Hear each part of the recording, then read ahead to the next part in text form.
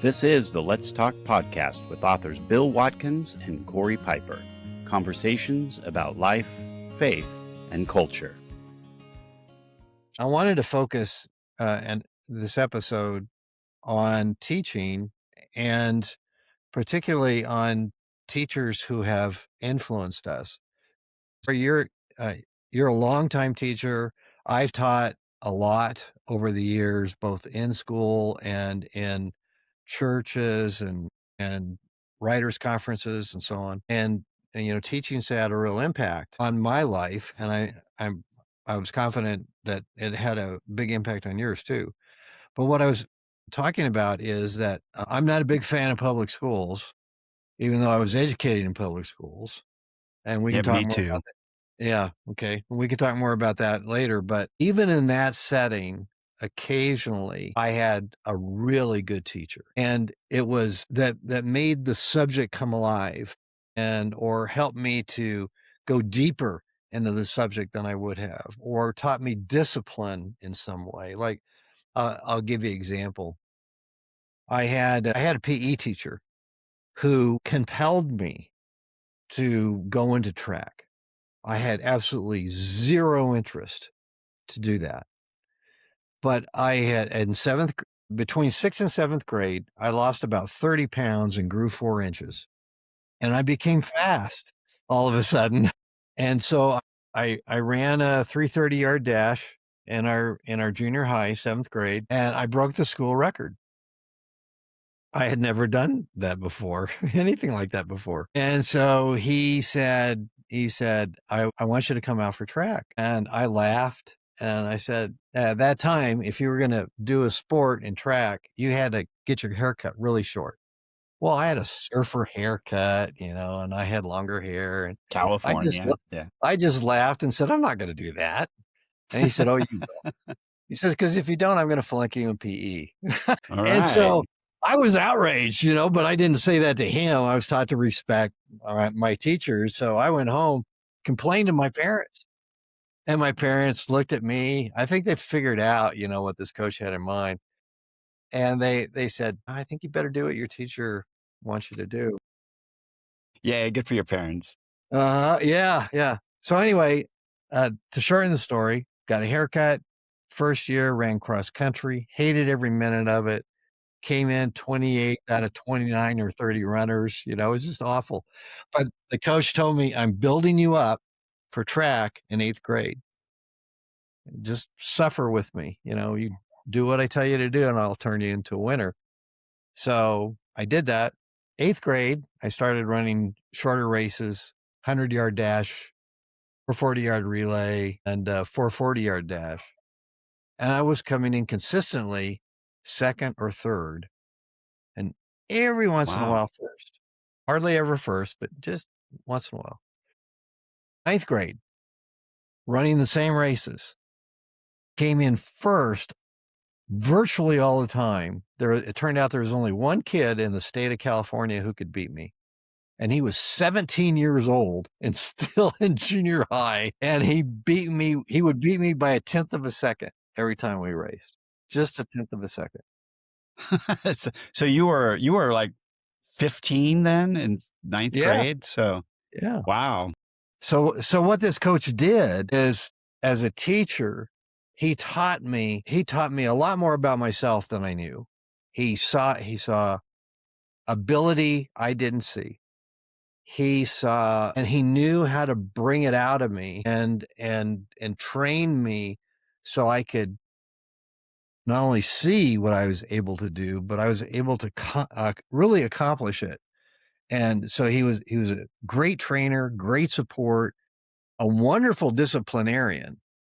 He, he worked me, and through it, I learned not only about my ability, but I learned that I could persevere. That was a really good lesson to learn for life. Did you run track all the way through high school, through 12th grade? I ran it all the way through 10th grade. 10th grade. I stopped after 10th grade because by then I was into music. I was doing music a lot, and I kind of lost interest in track. But the lessons that he taught me, I've Yeah. applied ever since. So And within your music, you applied it, and then in your yeah, theology and everything, you've applied it. everything.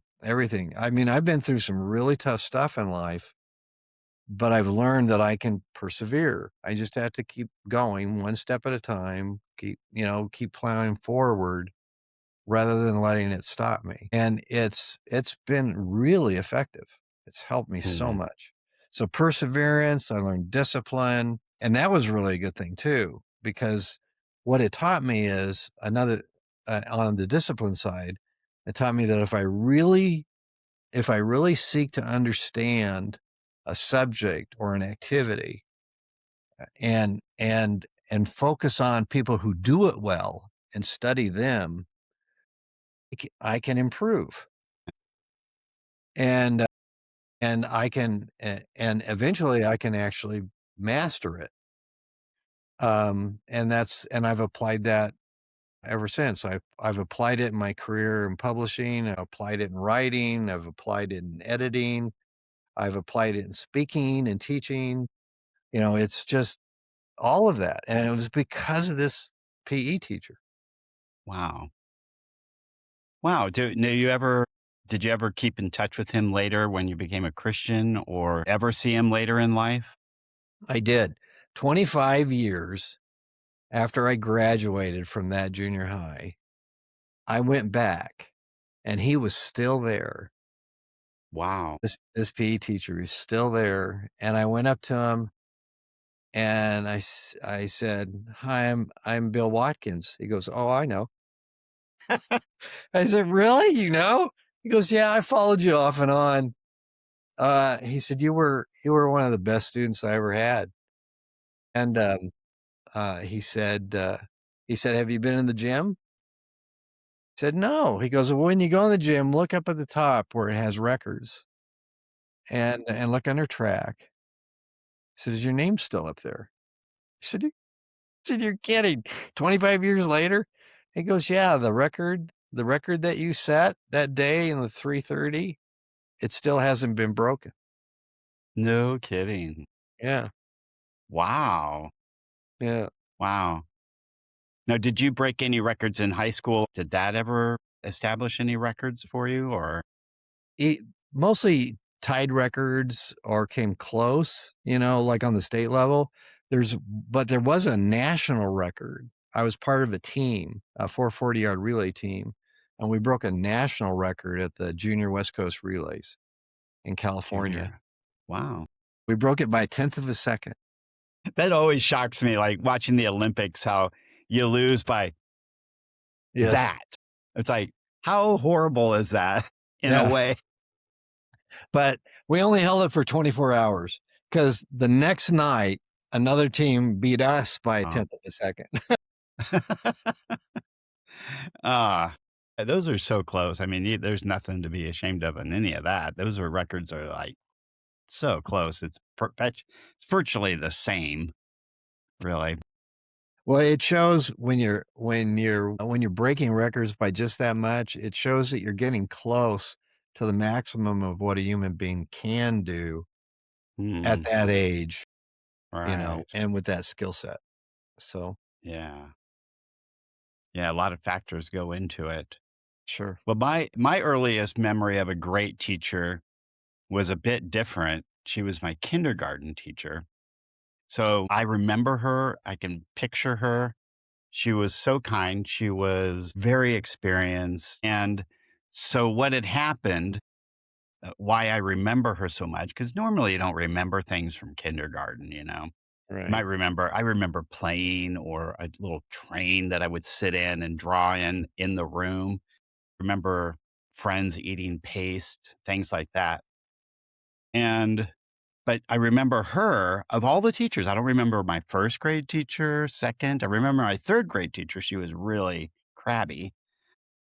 And even I kind of can picture fourth grade a little bit. It's just kind of a blur. But my kindergarten teacher, and this is why, and this is the power of compassion, is I was at my house and my parents had one of those ceramic water boilers. You just plug it in and it boils the water. And I was not concerned about that, but apparently my mom had just boiled some water and I wanted to get there was a cupboard behind it, a little sliding drawer, and I tried to get around it. I ended up knocking the ceramic water boiler off. It just crashed on the floor right at my feet. The Ooh, boiling water just went ooh, all over. My mom heard it. My mom and dad were both home. They rushed me over to the sink. They pulled one sock off and were putting cold water on my feet, but the other sock she forgot to take off. And so both of my feet, the very tops of them, blistered. But the one that just had the sock on it for that had retained it blistered really badly. I mean, it was just the size of my foot. It was the whole top. So wow. I missed a couple of weeks of school, I think, because of that. And I remember just having to sit at home, wearing no socks and, Yeah. and all that kind of stuff, just walking around barefoot. I would sit at these TV trays. And my sister one time, I still to this day don't know if she did it on purpose because she did have an honor streak. We're great friends now. She did have an honor streak, but I think she came up to look at something I was doing and she stepped on it. And I think, and popped a blister. It didn't really matter. It was pretty much healing at this point. So the skin was regrowing. But while I was going through all that and missing all that school, she came to our house. I remember what she looks like. It was just the coolest thing to see your teacher come to your house and show compassion for you and see how you were doing. Yeah. She really, truly cared. And that image sticks with me to this day. It's really awesome. That's wonderful when a teacher takes that kind of interest Yeah. in you. It really is. It makes a big difference. Another teacher I had in high school, he was the band instructor and he taught concert band, orchestra, jazz band, marching band. And he used to he played trumpet. He played a variety of instruments, but trumpet had been his main instrument. He had played trumpet with Herb Albert in the military, and, Herb Albert was a famous, trumpet player. He had a band called the Tijuana Brass in the, 70s. They Okay. I had a think I've number heard of of that. Yeah. hit records. But, this particular band teacher, what he taught me was beauty and perfection, and he taught beauty by pushing us to play the music that was in front of us, not just play the notes, but to get inside of the music and Hmm. to hear it even as you're looking at it on the page, to hear it and to feel it. And I remember one time in a performance, we didn't start well in a band performance, and he stopped it. He stopped our playing. He turned to the audience. He said, going to do that again." And he turned around to us, gave us a little scowl, and then said, "You can do this." And we started again, and it was much better. Hmm. He Interesting. Wow. he demanded it. He demanded perfection, and his students delivered.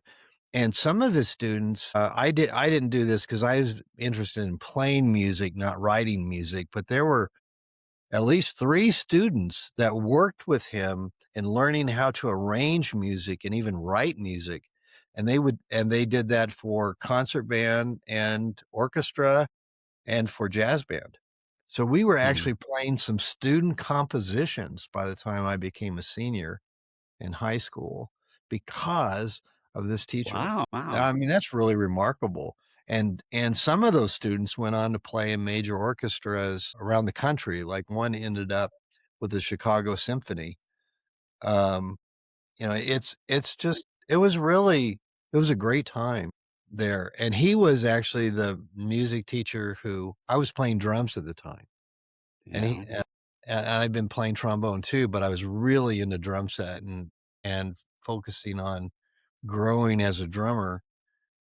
And I walked into the music room one time at school, at the end of school, I was going in to get something, I forgot what it was, but he had a record player going, and on it was this jazz band, and it stopped me in my tracks.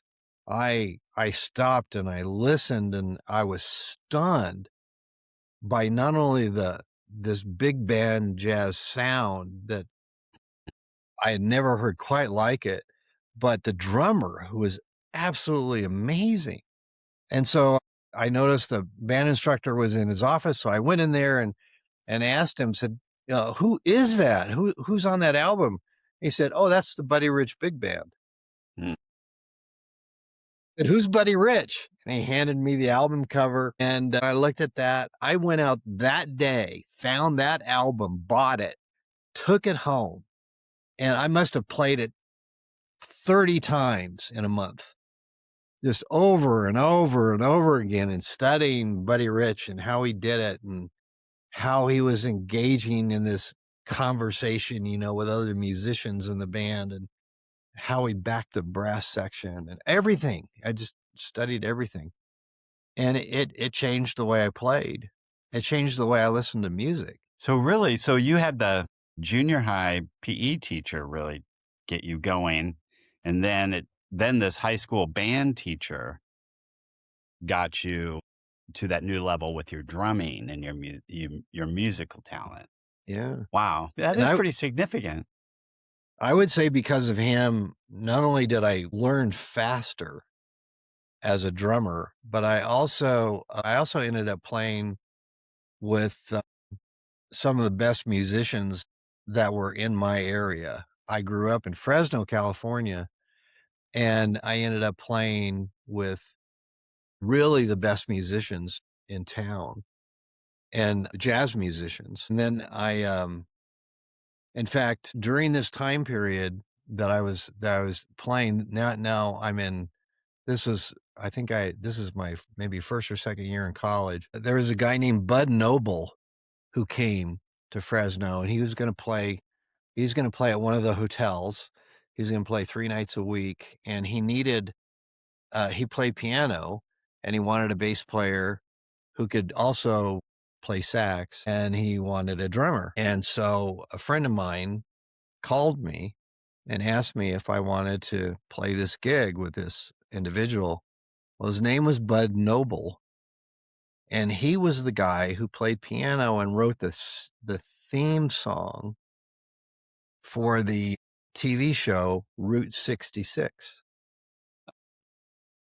So that very famous song, the Yeah, yeah. okay, I can hear And it in my so head. here Wow. I am playing this hotel gig with this guy, and, um, it was a wonderful experience, and I take that back to that band teacher I had in high school who, who really pushed me to realize that music is an incredible art form, and it should be played as an art with all the creative skill you can put into it, Mm. and it should be played absolutely to the best of your ability, and so that's how I played. It made a Well, big difference. yeah. Well, I had a really great band teacher too in high school, Southern California, big public school. And we, what I remember mostly from it is how wonderful he was at directing, and he wasn't annoying and he wasn't overbearing. He just did a really good job, and how thoughtful he was because he designed these incredible marching band routines that we would perform at halftime. Huh? And Yeah. we would be out there practicing. We were like the football players are in August are coming to school early to start. We were coming and starting to march in August to get he would drill us on this, and we would then have a new routine every single game that was a home game. Yeah. I look at what schools do now, they basically just do the same routine the whole time. And I'm it's actually like, oh my goodness, I'm so thankful that I had such a great experience. When you're with people for the 4 years in high school, all the other classes, meeting you have a whole different set of people that you meet in your classes, and you don't really talk in classes then. They're all strangers to you. You just sit there. And but in band, you're interacting. You get on a bus and you travel with them. We were in Right. parades in San Diego. Yeah. We marched at USC at the college football stadium Oh, to yeah, it that's wasn't great. just us, it was a whole bunch of people, but it Sure. was really cool to be marching there and seeing other routines and all that. We never got to march in the Rose Parade, but we got to do some other pretty prestigious parades, and it was really awesome. What a great memory that I have. Haven't picked up my saxophone since, so I was not a musician. No, I don't care how many people would, like, go, "Ooh, you're really good." I would never be really good. I do not have the ability. I had to give you a sense of it. I was like a first chair. I could play music, so I was really good in the symphony and the symphonic band and stuff, first or second chair. But I had a friend that was like, wow, he could play and he was in jazz band and he could just, with his soul play. And I can't do that at all. So it's a whole different level that you were able to get to. And I'm glad you had teachers that saw that and nurtured that. And I just had a really good experience because he was so amazing and did such a fantastic job of organizing it. It was really a fun experience. It was my favorite part of high school. Yeah. Yeah.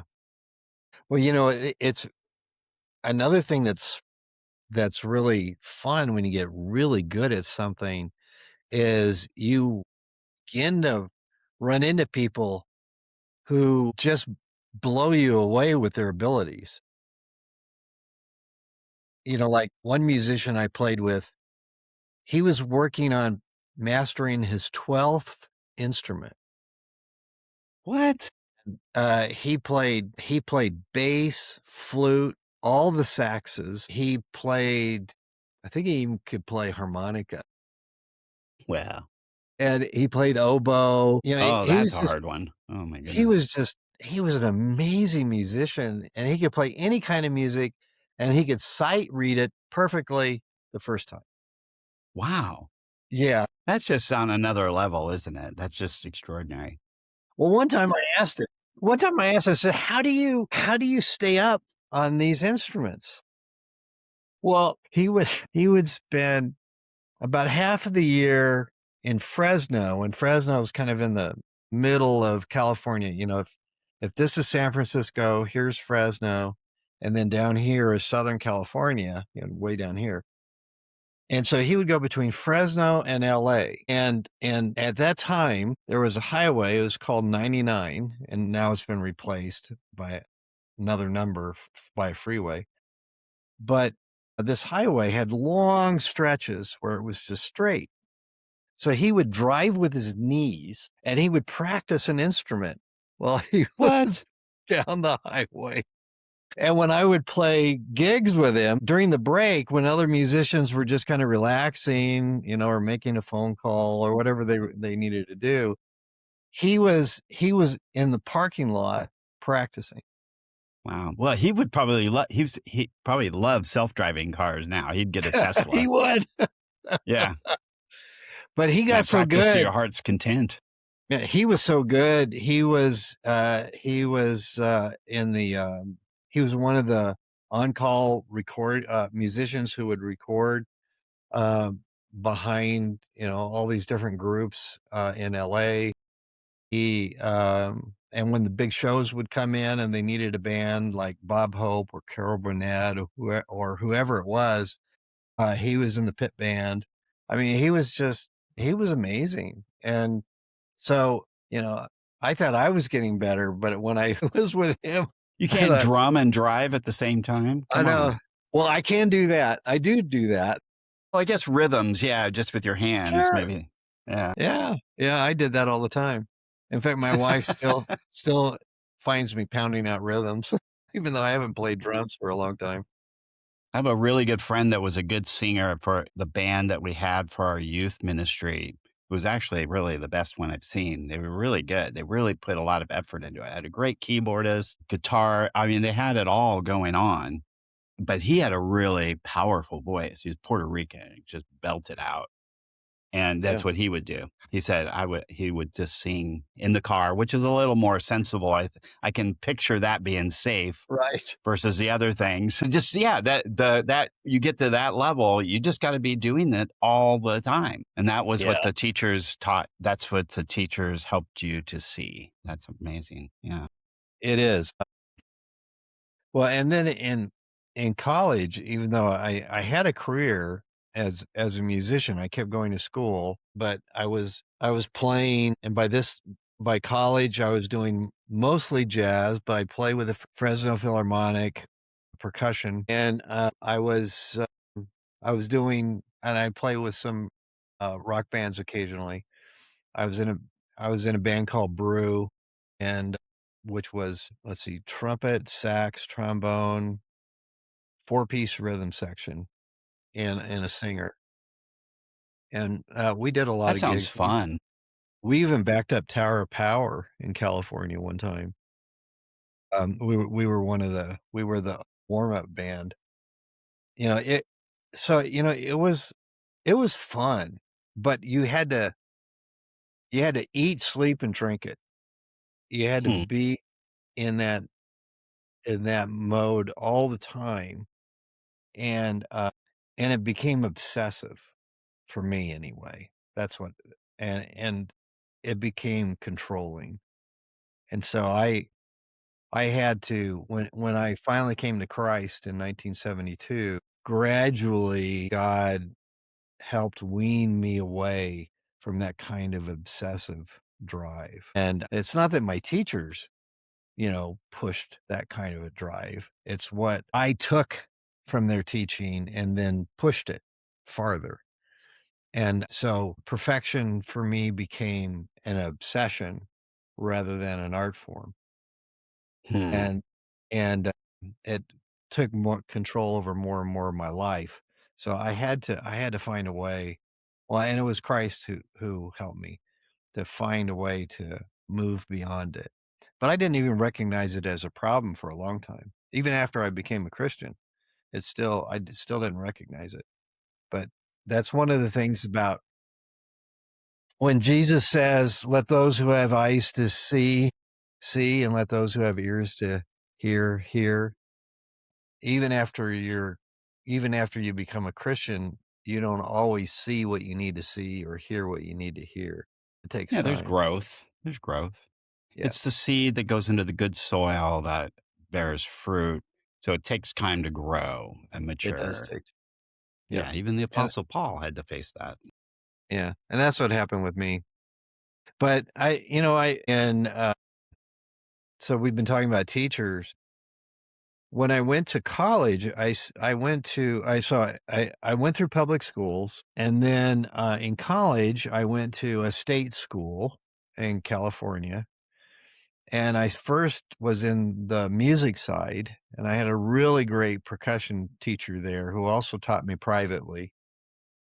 And then and then I but I began to realize that music wasn't where I should be.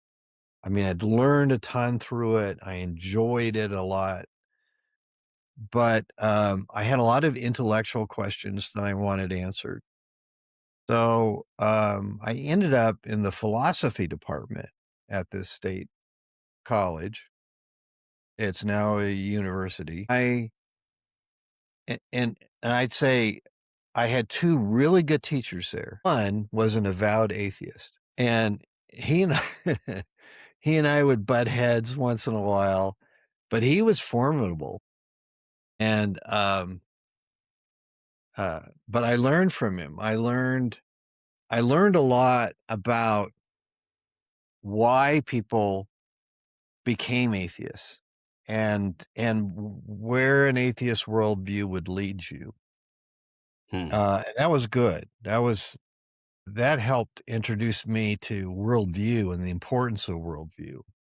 But then another teacher I had in my last semester in college there. and he taught a class called The Formation of the Medieval Order. Sounds as boring as could be, but I needed a class on the Middle Ages because I hadn't had any. And I'd had a lot of history classes, but I needed one there. So I took this class, and this teacher was remarkable. You'd never imagine it looking at him. When he walked into the classroom, he stood about 5'4", Okay. pockmarked face, and smoking.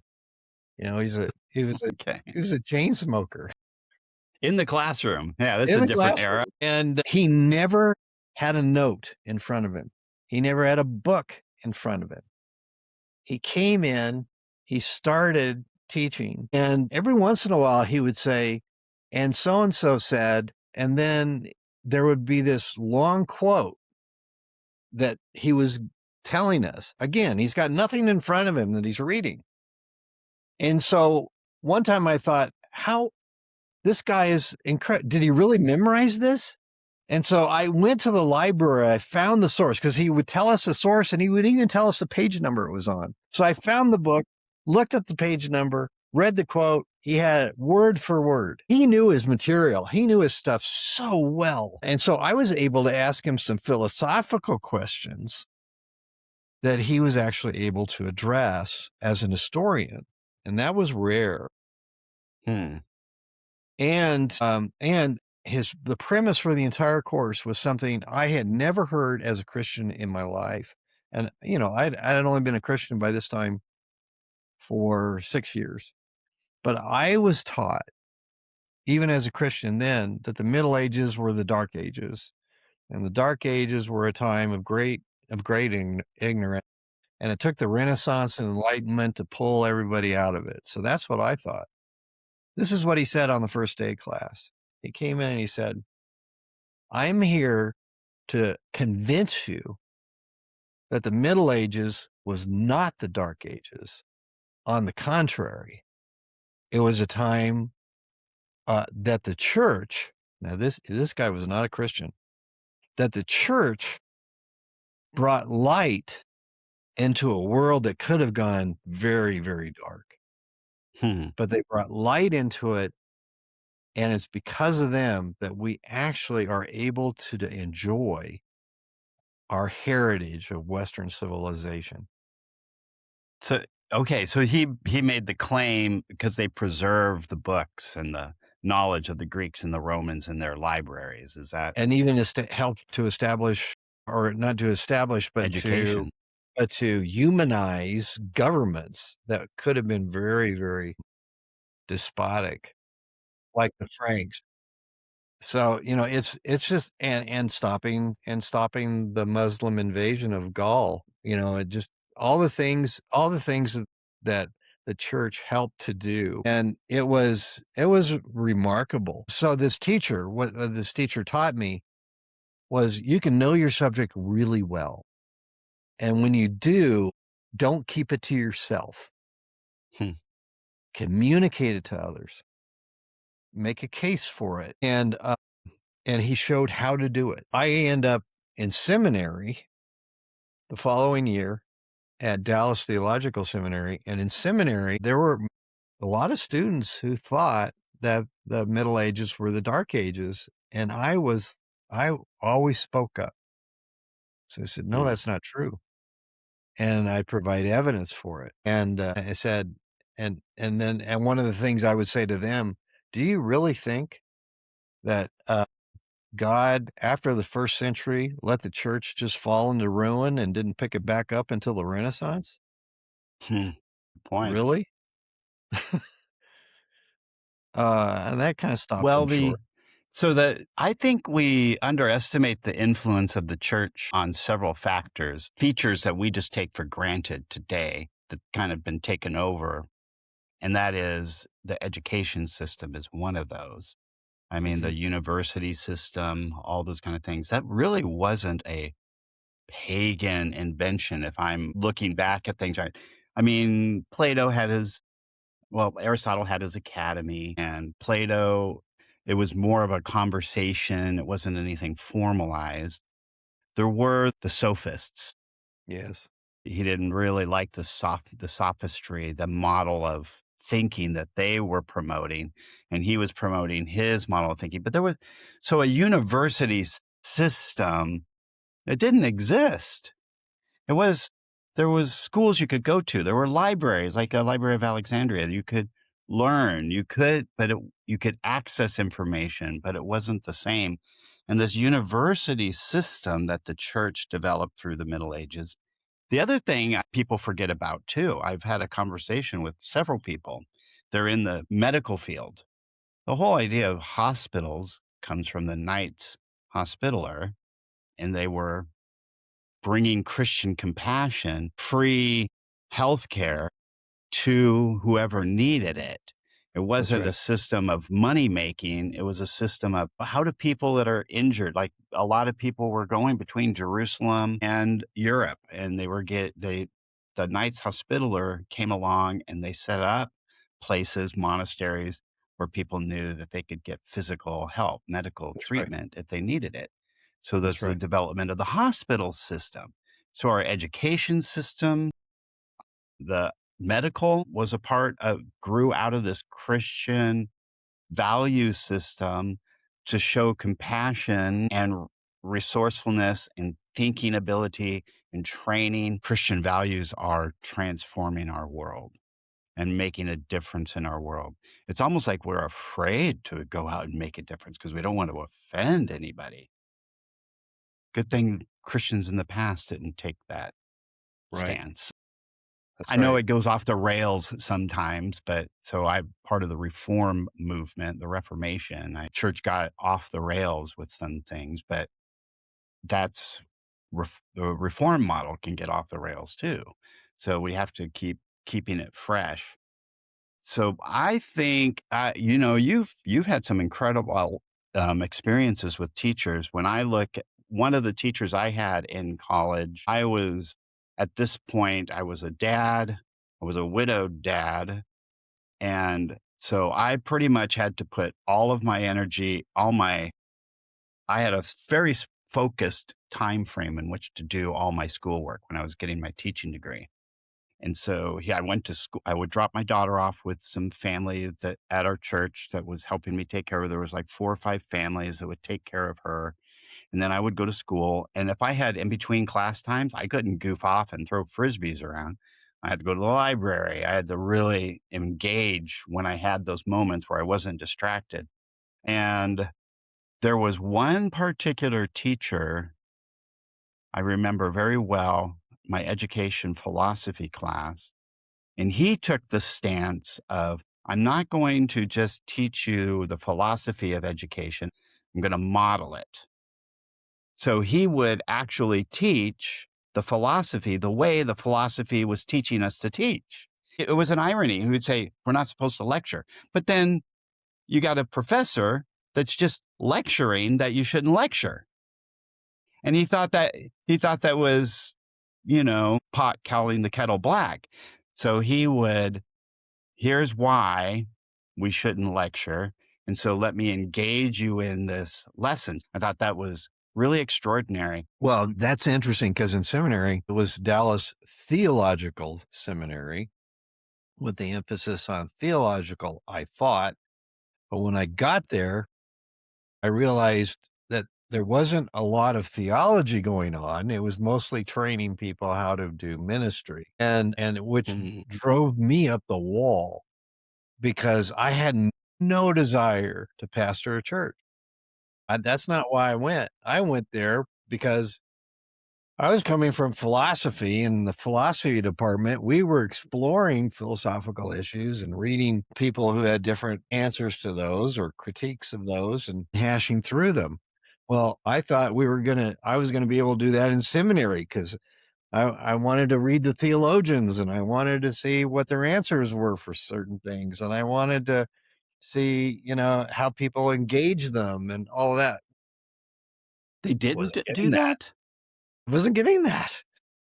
Oh, there was a history professor there that I really loved, and I went to him, in the seminary, and I said, "I'm thinking about leaving."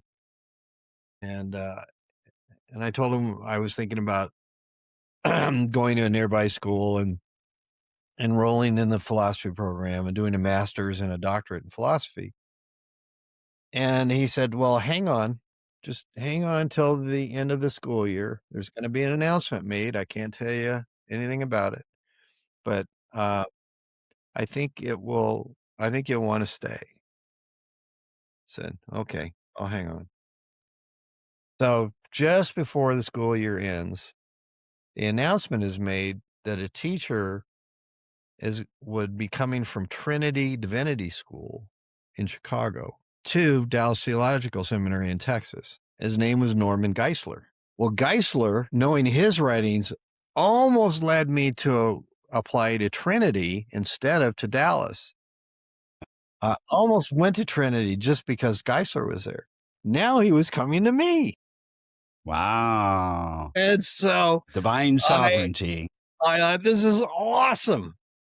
So that professor that I told you about that taught that class on the Middle Ages in college, a piece of advice he gave me was, I told him what grad school I was going to, and I said, "Do you have any advice for me?" And he said, "Well, I don't know the grad school, but I will give you this advice. Wherever you go, you're the one paying for this education, so you get out of it what you know you need." And he said, "Don't worry about any other demands that are put on you. You make sure you get out of it what you need." And so that was playing through my head. And so when Geisler actually showed up on campus, I went to him and said, "I want to learn from you. So I'll do anything you want. I'll help you with grading. I'll do research. Whatever. But I want to not just take classes from you, but I want to get to know you. I want to learn from you." And I'd never done that with a teacher before in my life. Hmm. So he said, "Well, okay, sounds good." Said, "Why don't we set you up as a teaching assistant? You can get paid from the seminary for that, and we'll start working together." And I was his TA for 5 years, and it No was a kidding. For 5 great years. oh, it was a great experience. Yeah, I stretched my 4-year education into 6, Okay. you know? But you did become a pastor, right? You do have a No, you are a reverend or a I got ordained before I you did left get seminary, ordained. Okay. but I've never pastored a church. You've never pastored, but you are an ordained minister, yeah. Yeah, but I don't advertise it unless I'm debating atheists, then I advertise it. Now, why do you advertise it with them? Because they immediately think I'm gonna be dumb, that I'm gonna be easy Well, if pickings. you're ordained, that Yeah, so yeah, they go, "Oh, well, you're easy yeah, pickings then." Oh, yeah, interesting. their arrogance goes off the charts. So then I come in fully armed, and they don't know what to do with me. And my experience with Geisler, that was him and at Dallas, and then another teacher, Howard Hendricks. Those 2 those 2 were had a tremendous impact on me. Howard Hendricks taught me more about teaching than I think any man that I've ever studied under. And he also taught me a lot about Bible study that that was even better than some of my exegetical classes. Hmm. So so I put all that together, and then with Geisler, he taught me really what it means to delve into an argument and to understand it first before you ever try to critique it. And then to always look for the positive first before you focus on the negative. Because his contention was there is no view that's totally false. There's always some Yeah. truth in it. And I've found him to be right. I've tested it. I found him to be right. There's always some truth. Even an atheist, one of the truths in atheism is something exists, something is, and we can know it. That's great. Let's start there. The end goal of education is to not only teach content, so teach what is true, but it's also to teach what is good and what is beautiful. And I got that in various ways in public education through a handful of good teachers. But one thing I did not get that should also be a part of education, which is teaching you how to learn. And I learned some of that in music and in track. So from my music teacher and from my PE teacher, I learned some of that. But how to learn is different. How to learn is not just giving you a body of knowledge and teaching you how to work with it.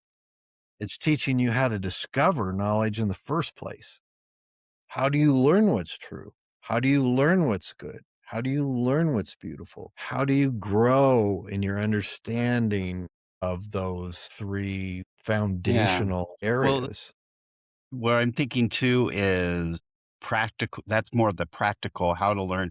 Because, like a trade school, they're teaching you skills, but really they're also trying to teach you, well, how do you continue to improve in your craft? Is that what you mean? How to learn? So now, okay, I've got you started, but part of that getting you started now is how do you continue to improve in your life? How do Yeah, you now take over and learn, and what do you do sure. to improve? Let's take an example. Philosophy, of course. Philosophy is the study of various ideas and concepts and also exploring various aspects of not only human nature but also human activity and then it can also extend to the natural world where you're looking at principles of order or principles of disorder, if there are principles of disorder, or how principles of order can be violated, undermined, so on and so on. And philosophy can be of any subject. It can be a philosophy of science, philosophy of mathematics, philosophy of history. So, how do you do philosophy? Well, one, you've got to be able to read philosophers, not Yeah. just books about philosophers, but the philosophers themselves. So, you actually read Plato, you read Aristotle, you read John Dewey, you read Bertrand Russell, you read Thomas Aquinas, you read philosophers. But philosophers at different times have different language, have different terms they use. Just like in mathematics, the terms that you use for addition and subtraction are different than the terms you use in calculus. There are concepts in calculus that are far more advanced than addition and subtraction. But if you didn't know the more basic stuff, you couldn't handle the more advanced stuff. Well, it's the same thing in philosophy. I would sit down with a dictionary and a philosopher, a work I was going through, and when I came across a term I didn't understand, I'd look it up. And then I realized that there's some terms that have changed. Their definition has changed over time.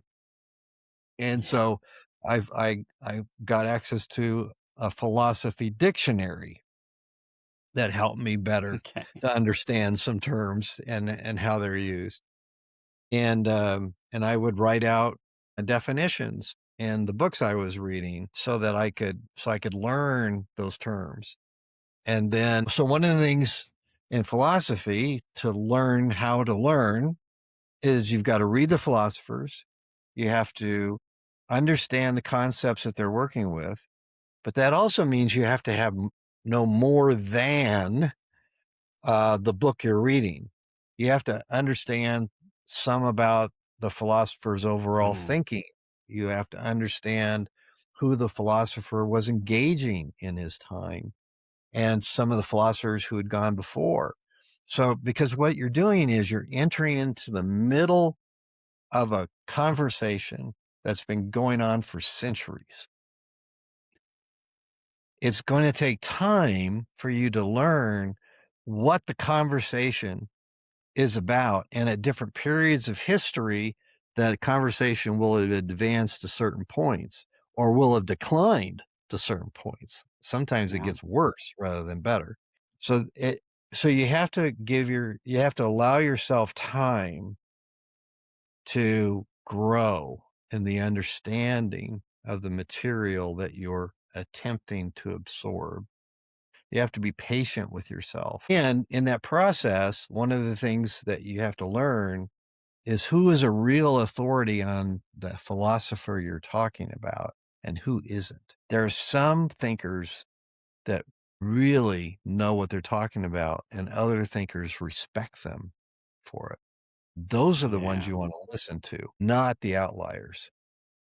Not at first. Later on, when you become really conversant with the material, then you can look at some of the outlier thinkers to see what they think. But until then, stay immersed in the middle, stay immersed in what the majority of the experts in that area concur are the really good authorities. And then you can branch out later. So the learning you have to have a starting point. You build a baseline of understanding. So education to me, I think this plays to what my philosophy of education is to achieve the full potential of enlightenment about God and the world. This is the problem, though. The world's philosophy says, well, we got to eliminate God in order to understand what's true. They're going to automatically end up drawing some horrible conclusions. And we need careful guidance through mathematics, science, language, arts, physical development, theology. And if they are integrated to achieve this goal, and what's the goal? Or enlightenment, awareness and like, wow, I see what's really true. Right. But I think what we're trying to do is engage people in a conversation about these things. We're not ashamed to say, this is what we believe. So have a stance of there's objective truth for it. And the enemy tries to say, nobody really has any truth, but there's an objective truth we are tapping into that we want to explore with people. And that's where we need a conversation rooted in the reality that there's an objective truth to be discovered. Yeah. Yeah, and this is what absolutely. This is what all the great thinkers were doing, is they were engaged in this extensive conversation with each other. And and sometimes they agreed and sometimes they didn't, but they were learning from each other. And and and so when I think of our time on Let's Talk, we are definitely two people who are like-minded, and we're both Christians, both come from a Christian worldview, but we also recognize that we're in the process of discovering truth still, even with the things that we know. And the things that we know, we also discovered. It took time. We were taught it. We studied it in scripture. We heard it from teachers, from pastors, missionaries, you name it. But however it came to us, and sometimes that discovery is reasoning through what we've been taught and trying to put the pieces together in a way that makes sense, to us. Well, and that's all, and conversation helps in that whole process. But you're absolutely right. That kind of conversation requires that there truly is something objective to discuss. And so much of contemporary so-called discussion isn't discussion at all. It's shouting at each other, or it's calling each other names, or it's just dismissing what somebody else says, because now, instead of truth being objective, it's become subjective. Truth is that the discussions are more about me and you and how you feel. And if we feel alike, then we can better talk with each other. And if we have the same political opinion, we can talk about politics. But if you say something that really disagrees with me, that hurts me, that offends me. And so now I can't talk to you. Well, these are just different ways of shutting down real conversation, real dialogue. And what we want to do here on Let's Talk is we want to show what what real conversation can be like, what it used to be like, and how we can really talk to one another, and we don't have to even if we disagree, we don't have to call each other names, or we can seek to understand first, and we can disagree, and we can walk away still holding our disagreements, or sometimes we can be won over. You could say something that at first I disagree with, and then as you explain it, and I consider what I thought, I might go, you know what, Corey, I think you're right. That's part of conversation. Yeah.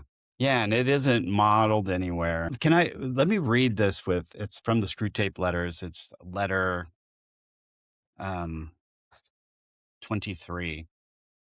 Screw Tape is writing to Wormwood, and the enemy is God. And he's to kind of analyze this whole idea of politics and Christianity. He says the historical Jesus, then, however dangerous he may seem to be to us at some particular point, is always to be encouraged. Satan wants to encourage that, ooh, this latest version of Jesus is cool. Sure. Now, about this general connection between Christianity and politics, our position is more delicate. Certainly, we do not want men to allow their Christianity to flow over into their political life. Of course, we don't want Christianity to flow into political life. For the establishment of anything like a really just society would be a major disaster. On the other hand, we do want, and want very much, to make men treat Christianity as a means, as a way to achieve a goal, preferably, of course, as a means to their own advancement, their own personal glorification. But failing that, as a means to anything, even to, I love this, even to social justice, because that's what this historical Jesus, oh, he's a social justice warrior. If we use Christianity to achieve social justice, the thing to do is to get a man at first to value social justice as a thing which the enemy demands, the enemy being God. He demands social justice. Believe this, not because it is true, but for some other reason. That's the game. Satan wants us to throw out objective truth. A historical Jesus who died and rose again, died for the sins of mankind. That's the healing that he brings to us. Instead, we now go, ooh, we're all into, let's do the social justice movement. Satan loves that because it moves it from objective truth for some other reason than the resurrection. And I hope in the conversations, I'm not afraid, or I won't be offended that you disagree with me. Bring your rationale forward. Maybe I need to refine what I said. Maybe I'm not fully understanding what it is that you mean by it. Bring it forward. That's what the Right. conversation is about. Yeah, exactly. Yeah, let's talk it through. We need to have more dialogue with each other. And conversation that doesn't end up in shouting matches and things like that. We need to reason with each other. And in fact, God says to Israel in Isaiah, "Come, let us reason together." And in that context, the reasoning together is over salvation. He says, "Come, let us reason together. Though your sins be like scarlet, they shall be as white as snow." He's even giving them a promise, a reward for dialogue, for coming together. And another place in Isaiah, God says, "Come, bring your case. Bring your case. Let's see. Yeah. To Job. Yeah. Let's examine it." Wouldn't that And be you're a going to fascinating? lose, but let's examine it. Well, that's one of the risks of Yeah. conversation, is that you may turn out to be wrong. And what do you get as a reward? You get to know the truth. Yeah. There You you get, go. or at Beautifully least you said. get closer to it by realizing that you had taken a wrong turn. Yeah. That's This, what happened to Job. He benefited from realizing, wait, I better humble myself. but the idea is that we do not start out all knowing, and we do not end all knowing, but instead we learn more and more as we go, and we learn from each other. And part of that conversation that we have with one another, like in this, is to realize that people have been conversing about these subjects for centuries. And one of the greatest dialogues that goes on is in the books, the 66 books that make up the Bible. It's a great conversation to enter into the middle of, and it's a conversation that is very honest and very reliable, Mhm. accurate, and true. Amen. So it's a conversation you can rely on. Amen. Well, thank you, sir. Yeah, All right. sounds good. All right. Bye. Well, that's all for this episode of Let's Talk. Bill Watkins and I, Corey Piper, thank you for joining us. We started our conversations together over 20 years ago in the hallway of a school, and we've never stopped talking. We're happy that you're going to be joining us. No sermons, just honest discussions. If this sparks something in you, hit that follow button so you never miss an episode. Also, share this with a friend who's wrestling with the same questions. We're all in this together. And please drop a 5-star review if we're helping you think more deeply. It fuels the algorithm and spreads the dialogue. Until next time, keep reasoning, keep growing. See you soon.